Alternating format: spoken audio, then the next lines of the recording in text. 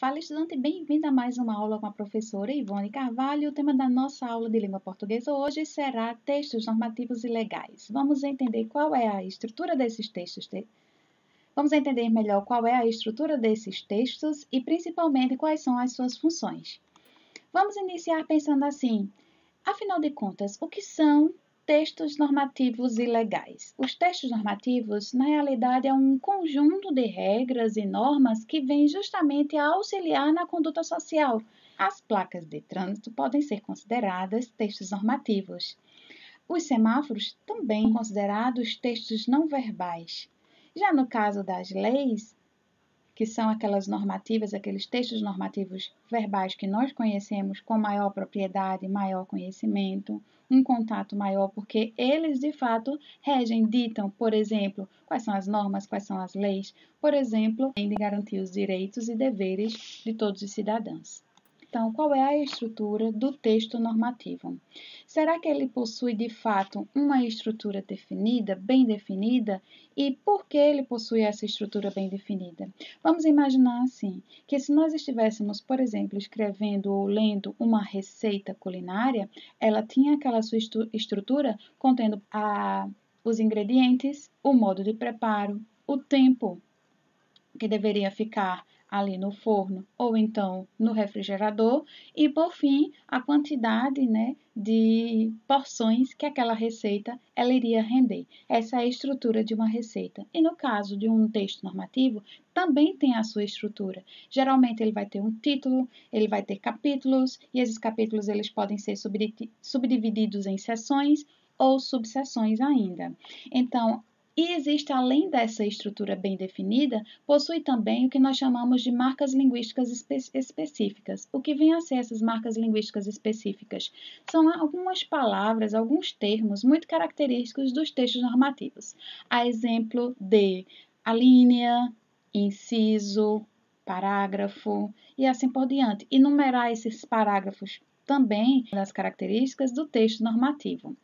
Por ser do universo jurídico, os textos normativos, eles possuem uma linguagem muito técnica, muito específica. Isso quer dizer que algumas pessoas terão uma certa dificuldade de fazer a leitura de um texto normativo, por possuir aquela linguagem mais específica de um público que é, no caso, advogado, juiz, um público que está acostumado com aquela linguagem jurídica, ou, por exemplo, um vereador. Daí a importância de escolhermos sempre representantes que vão poder criar a legislação que, de fato, essas pessoas conheçam determinadas linguagens ou determinada norma técnica, para que a lei ela possa ser escrita da melhor maneira possível e possa atender, de fato, aquela ideia que o legislador está tendo para garantir um direito ou um dever do cidadão.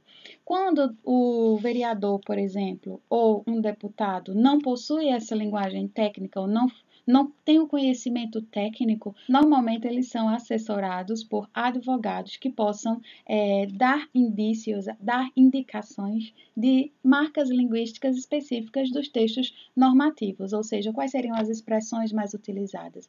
É preciso lembrar também que o texto normativo ele é utilizado ou escrito em uma linguagem padrão. E o que isso quer dizer? Isso quer dizer que ele é um texto que não vai possuir regionalismo, não vai possuir, por exemplo, gírias, marcas da oralidade, ele é escrito de fato em uma linguagem culta, obedecendo todas as normas e regras gramaticais.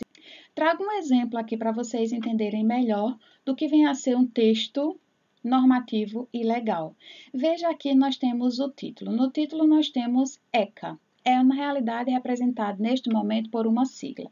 O que vem a ser a sigla? A sigla nada mais é do que a representação com as letras maiúsculas das palavras principais do tema ou do título. Estatuto da Criança e do Adolescente, aqui representado pela sigla ECA.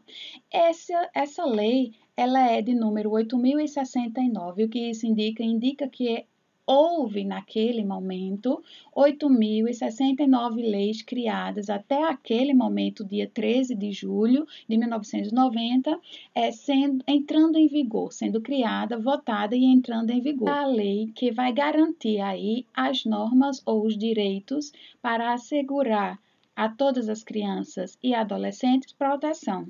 Então, é chamado de Estatuto da Criança e do Adolescente. Foi publicado no ano de 1990, entrou em vigor no ano de 1990. Logo após o título, nós vamos encontrar a ementa que deve ser escrita no canto direito. A ECA diz o seguinte: dispõe sobre o Estatuto da Criança e do Adolescente e dá outras providências. O que vem a ser ementa? Ementa nada mais é do que um resumo, uma síntese do que o texto vai falar.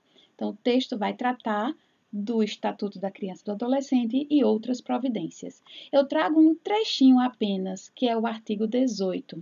O artigo 18, ele tem um desmembramento, vocês vão entender daqui a pouco por quê. Artigo 18, é dever de todos velar pela dignidade da criança e do adolescente, pondo-os a salvo de qualquer tratamento desumano, violento, aterrorizante, vexatório ou constrangedor.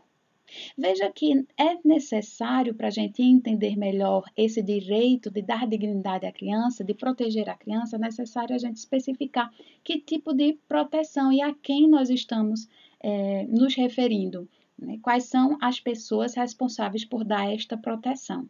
Então, nós temos o artigo 18A. Diz o artigo 18A, a criança e o adolescente têm o direito de ser educados e cuidados, sem o uso de castigos físicos ou de tratamento cruel ou degradante, como formas de correção, disciplina, educação ou qualquer outro pretexto, pelos pais, pelos integrantes da família ampliada, pelos responsáveis, pelos agentes públicos executores de medidas socioeducativas ou por qualquer pessoa encarregada de cuidar deles, tratá-los, educá-los ou protegê-los. Então, nesse artigo 18A, a gente vem com a característica específica, quais são, de fato, aqueles agentes, aquelas pessoas responsáveis por proteger os adolescentes e as crianças.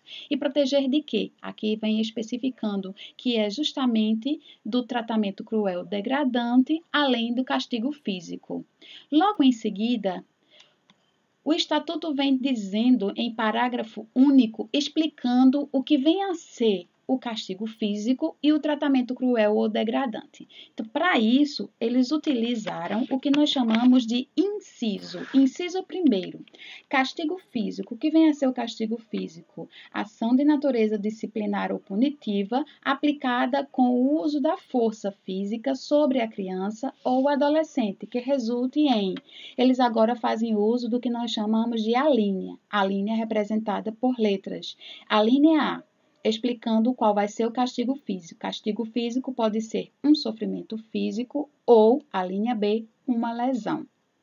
Então, no inciso 2, ele continua dizendo que o tratamento cruel ou degradante é a conduta ou forma cruel de tratamento em relação à criança ou adolescente que venha a humilhar, ameaçar gravemente ou ridicularizar. Então, aqui nós temos 3 alíneas explicando qual tipo de tratamento será considerado cruel ou degradante: a humilhação, a ameaça e a ridicularização. Tulando um pouco, fazendo um rápido resumo, qual é a estrutura de um texto normativo? O que tem no texto normativo para ser considerado assim normativo e legal? Ele deve ter o título, deve ser constituído por capítulo. Esse capítulo poderá ter seções, ou seja, trata dos direitos, trata dos deveres, vai tratar das obrigações. A quem está destinada essas obrigações serão, por exemplo, destacadas na subseção. Os artigos, eles vão garantir aí, de fato, qual é a norma. Então, dentro do capítulo, nós vamos encontrar artigos. Esses artigos poderão possuir parágrafos e os parágrafos eles poderão ser subdivididos em incisos e alíneas, como nós podemos verificar no exemplo do ECA, do Estatuto da Criança e do Adolescente. Então, esses artigos, eles são representados com arte. Parágrafos são representados com este símbolo aqui, que parecem 2 S juntos, unidos. A gente lê parágrafo primeiro, parágrafo segundo. Os incisos são representados com algarismos romanos. inciso 1º, inciso 2º, inciso 3º e assim por diante. E as alíneas são representadas com letras minúsculas, A, B, C e assim por diante. Mas, afinal de contas, por que é necessário a gente compreender o uso dos textos normativos? Qual é a importância dele? Vamos pensar juntos assim. Se nós tivéssemos uma sociedade que não tivesse nenhum tipo de lei, nenhum tipo de norma, nenhum tipo de direito, já parou para pensar como a sociedade seria? Certamente uma sociedade anárquica, não tendo, por exemplo, quem pudesse governar dentro dessa sociedade, porque não haveria nenhum tipo de respeito, já que não existe aí nenhum tipo de norma, todos poderiam fazer o que quisessem, todos poderiam ter qualquer tipo de conduta. E aí, obviamente, nós não teríamos uma sociedade igualitária garantindo aí os direitos de cada um dos cidadãos. Vamos praticar um pouquinho a questão da leitura e da organização da estrutura do texto normativo e legal? Vamos lá? Te desafio a você fazer a leitura do que está escrito aí na tua tela. Vou te dar uns segundinhos para você pensar. Então, se você estava pensando que a gente vai ler artigo 2º, parágrafo 1º, inciso 3º, a linha B, você acertou. Essa é a estrutura básica de um texto normativo, que vai ter ali quais são as normas que vão conduzir ou orientar a condução social de uma determinada população.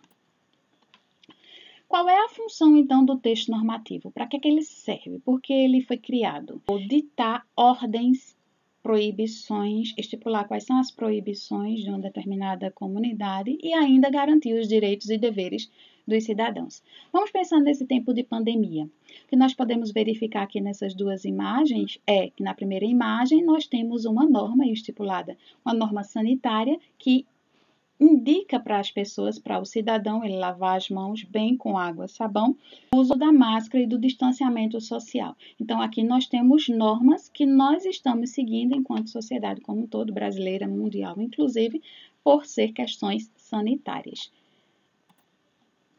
Todas as vezes que você vir a ter contato com um texto, for ler um texto, pergunte-se: quem escreveu esse texto? A quem esse texto está sendo direcionado? A quem o texto? Para quem o texto foi escrito?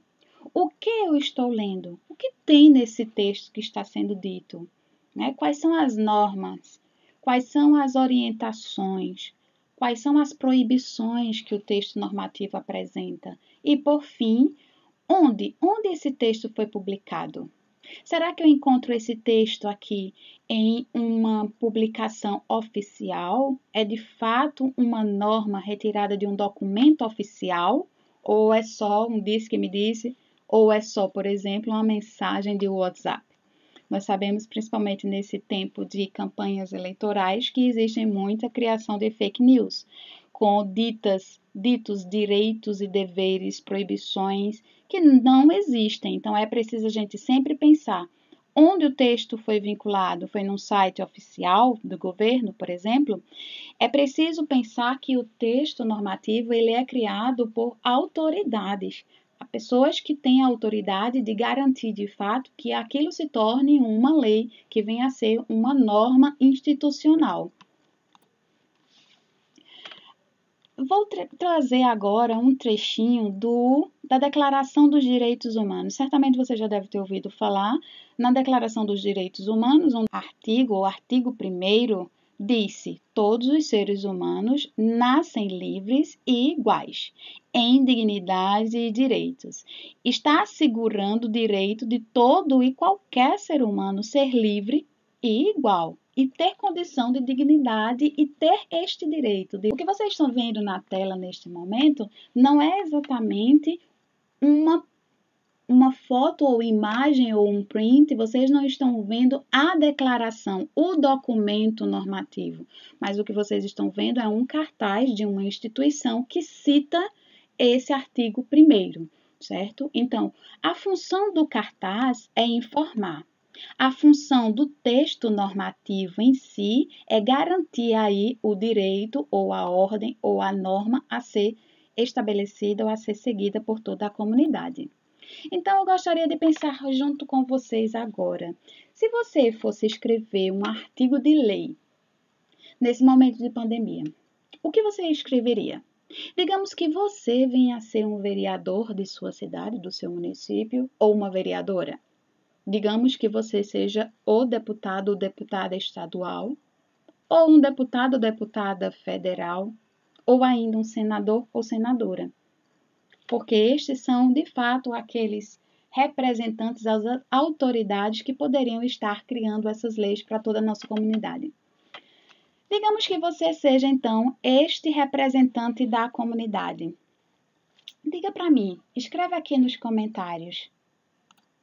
O que você escreveria como lei nesse momento de pandemia? Qual seria a sua determinação para a sua comunidade? Quero ver o seu comentário. Coloca aqui embaixo nos comentários. Também coloca lá na nossa sala virtual e não esquece de responder a um outro questionário que eu coloquei lá na nossa sala de aula virtual, lá no Google Classroom. Quero ver a tua participação, hein? Te vejo até a próxima. Tchau, tchau.